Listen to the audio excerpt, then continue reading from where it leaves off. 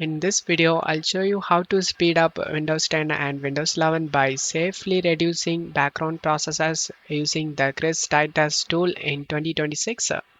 All you have to do is open up Chrome and search Titus tool inside the official christitus.com and scroll down. Just copy this command and then go to search menu and type Windows PowerShell. Right click on the Windows PowerShell and select Run as Administrator and just paste using Ctrl V and press enter.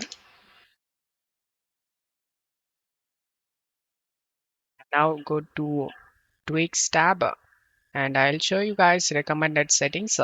Check mark all the options I say. Create restore point, disable temporary files, disable consume features, disable telemetry, disable activity history, disable game DVR, disable hibernation, disable location tracking, set services to manual.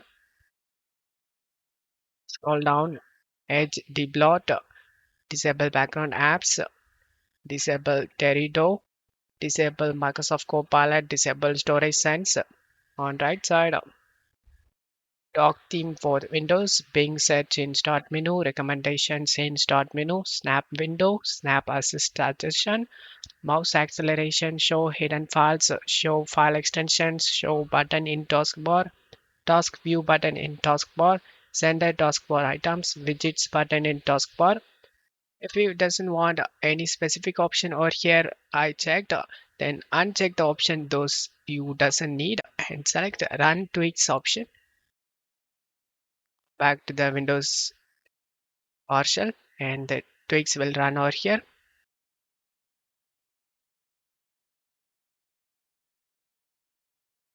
After tweaks are finished, just close stuff here and restart our PC. Before restarting, I need to show you my current processes. 145. Just restart our PC. And now open the task manager and go to performance and CPU. And as you can see, in my case, before it was 145, now it is 118. I hope this video helped you guys. If the video helped you, don't forget to leave a like and subscribe. Thank you.